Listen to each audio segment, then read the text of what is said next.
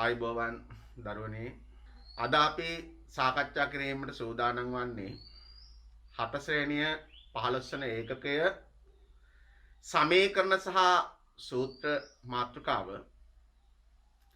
මෙහිදී මම පළමුව සමීකරණ මාතෘකාව සාකච්ඡා කිරීමට සූදානම්. සමීකරණ පාඩම ප්‍රධාන කොටස් දෙකකට බෙදලා සාකච්ඡා කිරීමේ හැකියාව පවතිනවා. එහිදී පළමුව සමීකරණ ගොඩනැගීම, දෙවනුව සමීකරණ විසඳීම. දැන් ඔබ දන්නවා ගණිතයේදී සමීකරණ වර්ග කිහිපයක් සම්බන්ධව අපි සාකච්ඡා කරනවා. 7 ශ්‍රේණියේදී ඔබ විසින් සමීකරණ මාතෘකාව යටතේදී ඉගෙන ගන්න ඕන සරල සමීකරණ සම්බන්ධව පමණයි. සරල සමීකරණයක් යනු නොදන්න පද එකක් සහිත සමීකරණයක්. එනම් අඥාත පද එකකින් සමන්විත සමීකරණයකට අපි සරල සමීකරණයක් යයි කියනු ලබනවා. පළමුව අපි සරල සමීකරණයක් ගොඩනගන්නේ කොහොමද සලකා බලමු. මෙහිදී 15 ඔබේ අභ්‍යාස මාලාවේ ගණන් සාකච්ඡා කිරීමට සූදානම්. පළමු උදාහරණය ලෙස x නම් සංඛ්‍යාවකට 7ක් එකතු කළ විට එහි අගය 20කි. දැන් ඔබ දන්නවා x නම් සංඛ්‍යාවට 7ක් එකතු කළ විට අගය 20කි. නොදන්න පදය x සංඛ්‍යාවට 7ක් එකතු කරාම ඔයාලට ලැබෙනවා 20ක්.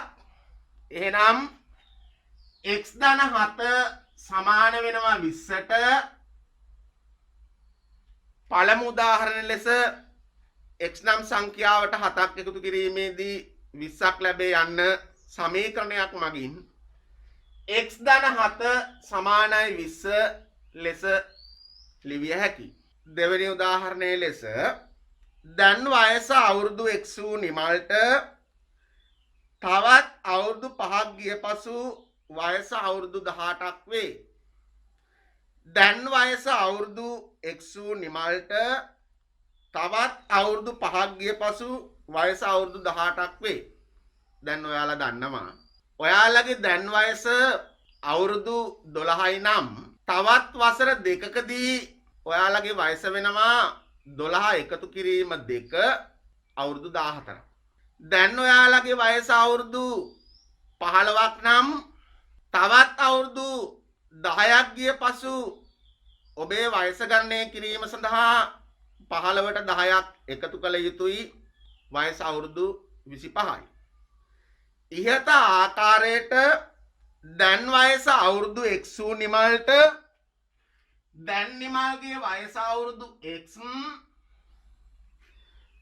තවත් අවුරුදු 5ක් ගිය පසු වයස අවුරුදු 18ක් වේ. තවත් අවුරුදු 5ක් ගිය පසු x ධන 5 සමානයි 18යි. දැන් නිමල්ගේ වයසට තවත් අවුරුදු 5ක් එකතු කිරීමෙන් වයස අවුරුදු 18ට සමානයි. තුන්වන උදාහරණය y නම් සංඛ්‍යාවකින් 12ක් අඩු කළ විට 27ක් ලැබේ. y නම් සංඛ්‍යාවෙන් 12ක් අඩු කළ විට සමාන වෙනවා 27ට. y අඩු කිරීම 12 සමානයි 27 ලෙස සමීකරණය ගොඩනැගීමේ හැකියාව පවතිනවා. හතරවන ගාන සලකා බලමු. ජනවාරි මාස රුපියල් x ප්‍රමාණයක වැටුපක් ලැබූ සමන් තමන්ගේ වැටුපෙන් රුපියල් 5000ක් මවට යවූ පසු සමන්ට තම වැටුපෙන් ඉතිරි වූ මුදල රුපියල් 8000කි. ජනවාරි මාසයේදී සමන්ගේ වැටුප රුපියල් x වෙනවා. එම වැටුපෙන් රුපියල් 5000ක් තමන්ගේ මවට යවනවා. එනම් වැටුපෙන් x නම් වැටුපෙන් 5000ක් අඩු කරනවා. එවිට සමන්ට ඉතිරි වන මුදල වෙනවා රුපියල් 8000යි. x අඩු කිරීම 5000 සමානයි 8000 ලෙස අපට සමීකරණය ගොඩනැගිය හැකියි. ඊළඟ උදාහරණය x නම් සංඛ්‍යාවක් දෙගුණ කළ විට 34කි. දැන් ඔයාලා දන්නවා x නම් සංඛ්‍යාව දෙගුණ කිරීම සඳහා x දෙකෙන් ගුණ කළ යුතුයි. අපට ලැබෙනවා 34යි. එසේනම් සමීකරණය x ගුණ කිරීම 2x සමානයි 34 ලෙස ගොඩ නැගිය හැකි. ඔයාලට මේ සාකච්ඡා කරන්නේ 15ක අභ්‍යාසයේ අභ්‍යාස මාලාවේ සඳහන් ගණන් ටික. එහි දැන් අපිට සාකච්ඡා කිරීමට ඇත්තේ 6 වෙනි කොටස. එකක් රුපියල් p බැගින් වූ එකම වර්ගයේ පන්සල් 3ක් ගැනීමට වැය වූ මුදල රුපියල් 54කි. එකක් රුපියල් p බැගින් වූ එකම වර්ගයේ පන්සල් 3ක්. දැන් ඔයාලා දන්නවා එකක මිල රුපියල් p එවැනි පන්සල් 3ක් ගැනීමට වැය කරන මුදල p ගුණ කිරීම 3 සමාන වෙනවා 54යි. එහෙමනම් අපිට සමීකරණය ලැබෙනවා 3p සමානයි 54යි. 7 වෙනි කොටස සහල් කිලෝග්‍රෑම් එකක් රුපියල් r බැගින් සහල් කිලෝග්‍රෑම් 4ක් සහ රුපියල් 80ක් වූ සීනි කිලෝග්‍රෑමයක් මිලදී ගැනීමට රුපියල් 500ක් අවශ්‍ය වේ. දැන් ඔයාලා දන්නවා සහල් කිලෝග්‍රෑමයක මිල රුපියල් r එවැනි සහල් කිලෝග්‍රෑම් 4ක් මිලදී ගැනීම සඳහා වැය කරන මුදල කියන්නේ r ගුණ කිරීම 4 සහ රුපියල් 80ක් වූ සීනි කිලෝග්‍රෑමයක් සීනි කිලෝග්‍රෑම් එකේ මිල රුපියල් 80යි. සහල් කිලෝග්‍රෑම් 4ට සහ සීනි කිලෝග්‍රෑමයට වැය කරන මුළු මුදල රුපියල් 500යි. එහෙමනම් අපිට r 4න් ගුණ කිරීමේදී 4r ධන 80 සමානයි 500 ලෙස සමීකරණය ගොඩනැගීමට හැකියාව පවතිනවා. මේ ළඟට අපි තරමක් දුරට සංකීර්ණ සරල සමීකරණ කිහිපයක් ගොඩනැගීම කොහොමද කරන්න කියලා සාකච්ඡා කරමු. පියෙකුගේ වයස තම පුතා විවාහ වූ දිනේදී පුතාගේ වයසමින් 3 ගුණයකි. මව පියාට වඩා අවුරුදු 6කින් බාලය. එම අවුරුද්දේදී මවගේ වයස අවුරුදු 60කි. පුතාගේ වයස x යයි ගන්න. දැන් පුතාගේ වයස අවුරුදු x මුලින් සඳහන් ආකාරයට පියෙකුගේ වයස තම පුතා විවාහ වූ දිනේදී පුතාගේ වයසමින් 3 ගුණයකි. පුතාගේ වයස x නම් පියාගේ වයස පුතාගේ වයසමින් 3 ගුණයයි. එනම් 3x. ඊළඟට මව පියාට වඩා අවුරුදු 6කින් බාලය. මව පියාට වඩා අවුරුදු 6කින් බාලය. මවගේ වයස පියාගේ වයසට වඩා අවුරුදු 6කින් බාලයි. පියාගේ වයස 3x අවුරුදු 6කින් බාලයි. එනම් 3x අඩු කිරීම 6. දැන් ගානේදී ඔයාලට මවගේ වයස අවුරුදු 60ක් ලෙස ලබා දෙනවා. මවගේ වයස 3x ඍණ 6 සමානයි 60ට. ඉහත සමීකරණය ඒ ආකාරයෙන් ගොඩනැගීමේ හැකියාව පවතිනවා. ඊළඟට 15ක අභ්‍යාසය පළවෙනි ගානේ 9 කොටස. පුවත්පතක මිල රුපියල් 10කින් ඉහළ යෑම නිසා එම පුවත්පතෙහි නව මිල රුපියල් 30ක් විය. දැන් පුවත්පතක මිල රුපියල් 10කින් ඉහළ යෑම නිසා එම පුවත්පතෙහි නව මිල රුපියල් 30ක් විය. දැන් ඔයාලා පුවත්පතෙහි නව මිල දන්නවා. දැන් පුවත්පතෙහි පෙරමිල අපට ලබා දීලා නැහැ. නොදන්න පදයේ ලෙස අපි පුවත්පතෙහි පෙරමිල x යයි සිතනවා. පුවත්පතෙහි පෙරමිල x. දැන් පුවත්පතෙහි පෙරමිලට රුපියල් 10කින් ඉහළ යාම නිසා පුවත්පතෙහි මිල රුපියල් 10කින් ඉහළ යාම නිසා පුවත්පතේ ඉහළ යාමට පෙර මිල රුපියල් x රුපියල් 10කින් මිල වැඩි වීමේදී x 10ක් එකතු කරන්න ඕන. ඊට පස්සේ නව මිල ලෙස අපට ලැබෙනවා 30යි. එහෙනම් x ධන 10 සමානයි 30 ලෙස ඉහත සමීකරණය ගොඩනැගිය හැකි. කිසියම් සමීකරණයක් ගොඩනැගීමේදී එම සමීකරණයේ නොදන්න පදයේ සඳහා x y ලෙස vg අක්ෂරයක් ඉදිරිපත් නොකර ඇති අවස්ථාවකදී ඒ නොදන්න පදයේ සඳහා vg අක්ෂරයක් යොදා ගනිමින් සමීකරණය ඔයාලා ගොඩනැගිය යුතුයි. තවත් උදාහරණයක් ලෙස රෙදි කැබැල්ලකින් සෙන්ටිමීටර 70ක් දිග කොටසක් කපා ඉවත් කළ විට සෙන්ටිමීටර 40ක් දිග කොටසක් ඉතිරි විය.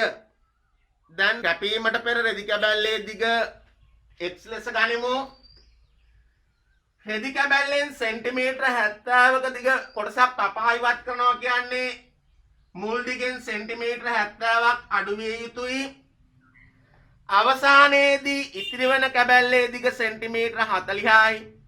එහෙනම් x ඍණ 70 සමානයි 40 ආකාරයට ඔබට එම සරල සමීකරණය ගොඩනැගිය හැකියි. දැන් ඉහත ආකාරයට ඔයාලගේ සමීකරණ සහ සූත්‍ර 15 වන ඒකකයේහි සරල සමීකරණ ගොඩනැගීම සම්බන්ධව සාකච්ඡා කිරීමේ හැකියාව පවතිනවා. දැන් අපි සරල සමීකරණයක් ඔබට ලබා දී ඇති විට එම සරල සමීකරණයේ නොදන්න පදයේ අගය ගණනය කිරීම සාකච්ඡා කරමු. සරල සමීකරණ විසඳීමට පෙර අපි නිකිල බෙදීම සම්බන්ධව අවබෝධයක් ලබා ගත යුතුයි. ධන නිකිලයකින් බෙදීමේදී අපට ධන නිකිලයක් ලැබෙනවා. ඍණ නිකිලයකින් බෙදීමේදී අපට ලැබෙන්නේ ධන නිකිලයක්. ධන නිකිලයක් අපි බෙදුවොත් ඍණ නිකිලයකින් අපට ලැබෙන්නේ ඍණ නිකිලයක්. ඍණ නිකිලයක් අපි බෙදුවොත් ධන නිකිලයකින් අපට ලැබෙන්නේ ඍණ නිකිලයක්.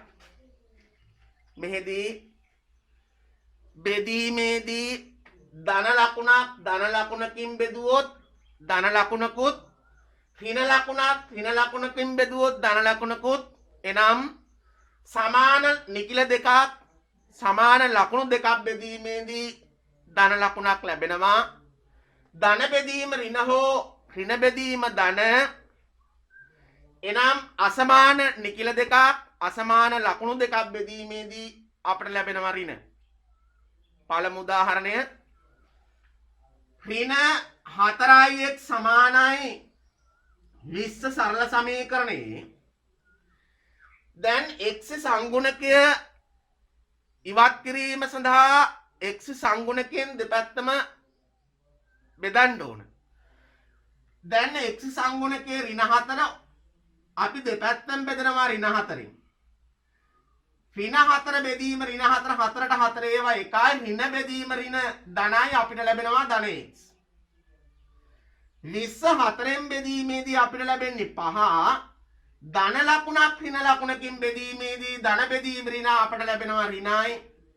ඒක නිසා අවසාන පිළිතුර අපිට x සමානයි ඍණ 5 ලෙස සඳහන් කළ හැකියි.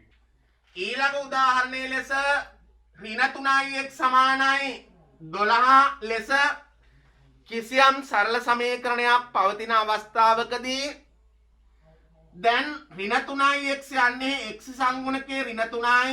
අපි දෙපැත්තම ඍණ 3න් බෙදිය යුතුයි. ඍණ 3ට ඍණ 3 කැපෙනවා x සමානයි 12 බෙදීම 3 4යි. ධන බෙදීම ඍණයි x යගේ අපට ලැබෙනවා ඍණ 4යි. ඍණ x සමානයි ඍණ 2 x යගේ ලබා ගැනීම සඳහා දැන් x සංගුණකය ඍණ 1යි දෙපැත්තම අපි ඍණ 1කින් බෙදිය යුතුයි. ඍණ 1ට ඍණ 1 කැපෙනවා x සමානයි 2 බෙදීම 1 2යි. ඍණ බෙදීම ඍණ ධනයි. x යගේ අපට ලැබෙනවා ධන 2යි.